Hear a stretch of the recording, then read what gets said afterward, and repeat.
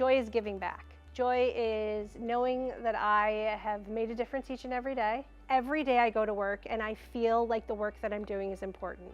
We give out hundreds of thousands of dollars to students in need through our student emergency funds. We change lives, and I feel like I am a part of something at the grassroots of it all. It's so easy to go to someone in the community to say, I'd like to ask for a donation so that we can do a scholarship for a student or a student emergency fund, because it truly, we can show the impact of the gift to the donor, which as a fundraiser, that's all you want to do. Like, you want to show that the money that this donor is giving you is being stewarded appropriately and that you are making an impact on a student. Fundraising is relationship building.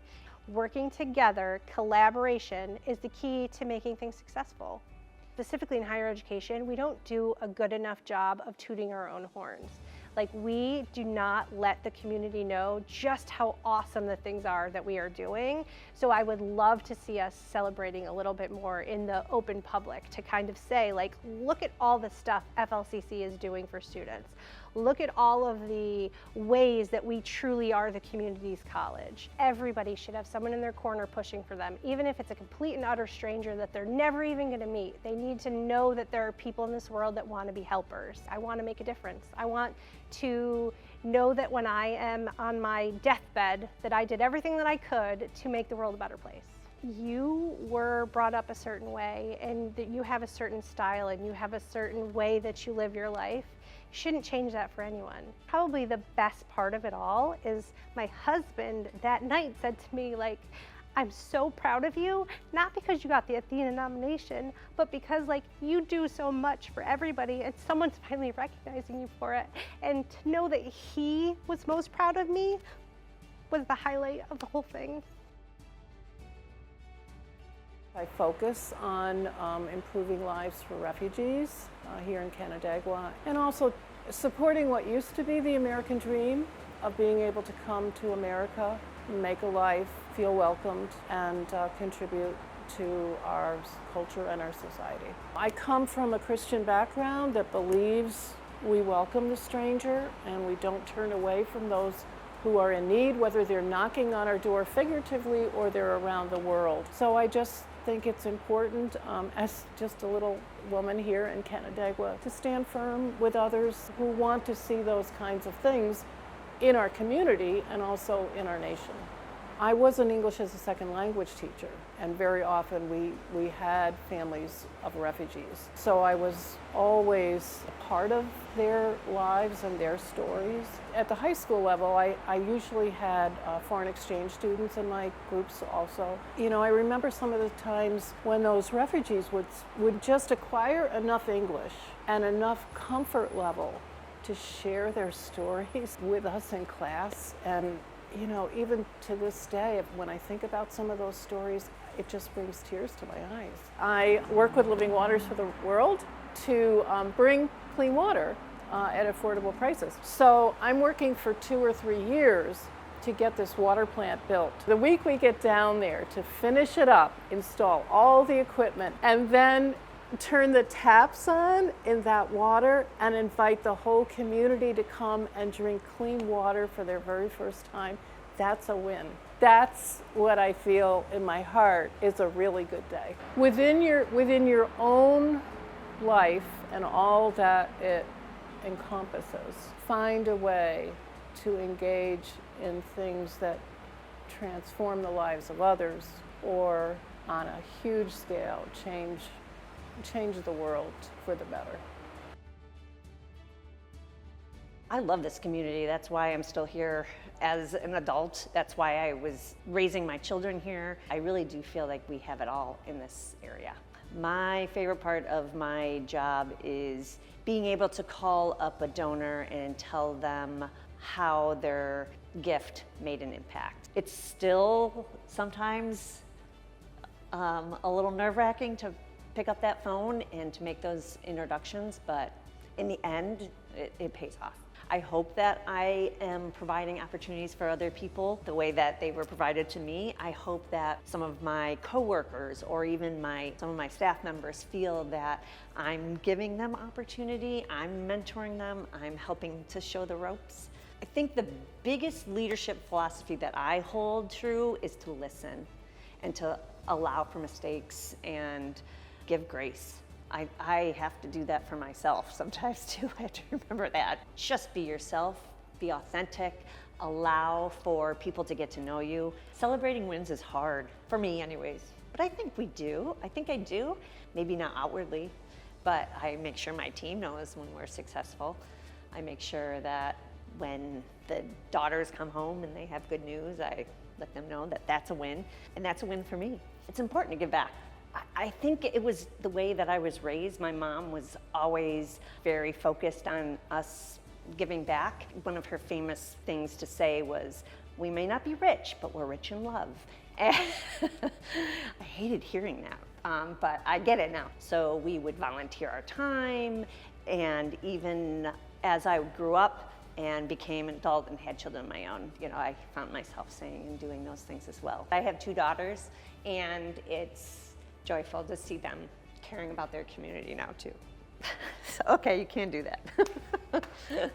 So see, they're just so great. They are good kids. The Family Promise of Ontario County help people right now that are experiencing homelessness in the area, and they applied for a grant at our foundation. We just loved Family Promise, and when we learned more about the people that ran the organization, for years they had housed people out of people's homes from the different churches in the area.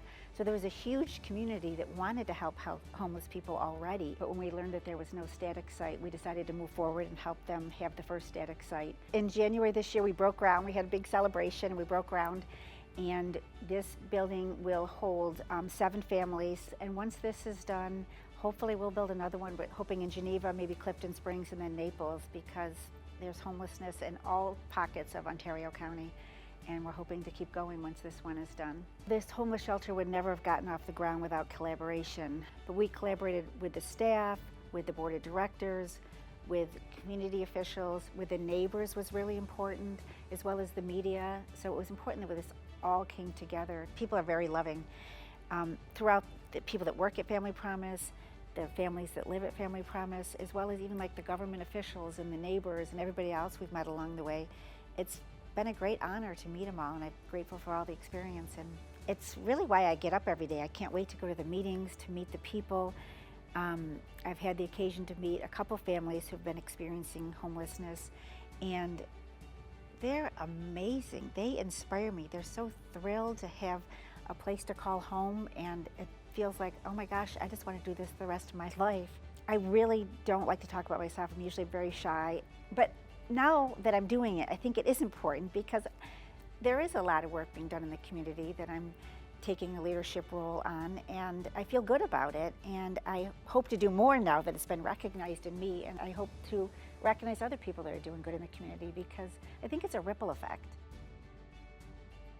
I'm an entrepreneur. I am very excited about the growth of our community, and that's one of the things that invigorates me. I've been in business in downtown Canandaigua for over 50 years. Then with my bid director hat on, it's a totally different side. It's all hands on deck and working with DPW and city leaders and the community to make sure we have a vibrant and successful community. Our beautification, our safety, all of the things that the bid does rolls out into the waterfront, rolls out throughout Ontario County, to be quite honest. So from a bid standpoint, those things are very enriching to me. The Central on Main is something that I'm incredibly proud of. We went from recruitment to retention, and it was about saving our restaurants and making sure our business owners had the financial needs that they needed and such. So I would say when times get hard, being able to help these other business leaders and business owners be successful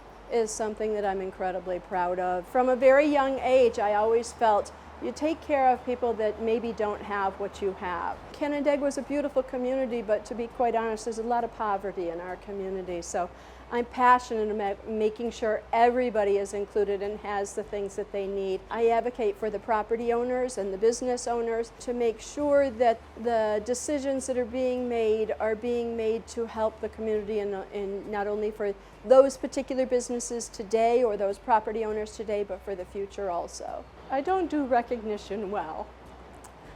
So to be honored like this in some area where I have attended for 40 years, or how many is it, 40th year? Yeah, so for 40 years I've attended, and always been nominating people or cheering those people on. So it's pretty cool. I could find joy in a brown paper bag. I'm pretty optimistic. I feel like that's always been my temperament. It's not to say that I don't ever vent about things, but I always like to twist it and change the narrative and think about like what else could be true, to try to realize that, yeah, you can be mad about this, but like what else could be true? Certainly when my son was diagnosed with cancer, like I had to dig to find some courage. Where I found it was in the support of the people here.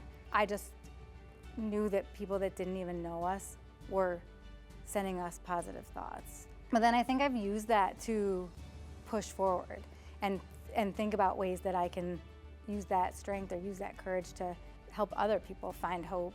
When I started Thrive to Survive, we really weren't sure what we were going to do, but once we started providing grants and stuff, we knew we had to figure out a way to be sustainable. And so I had this crazy idea to do a 5K at 6 o'clock in the morning, and I had so many people tell me, there's no way you are going to get 10 people to sign up for a race at 6 o'clock in the morning.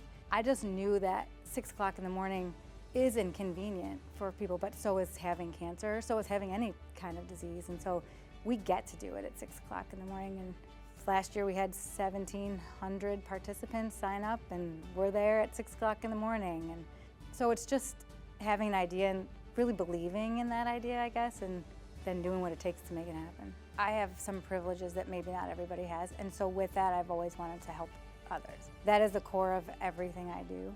Whether I'm teaching little kids, high school kids, pre-service teachers, or supporting people with cancer, like I'm always authentically me, because if I didn't believe in it, I wouldn't do it. I don't think there's a lot of people that can say I've had this 30-year amazing career, but like truthfully, that has been my life. And I don't know if I'm just lucky or if that's just my temperament, but I think it's because at the heart of everything I do it based on what I believe to be true.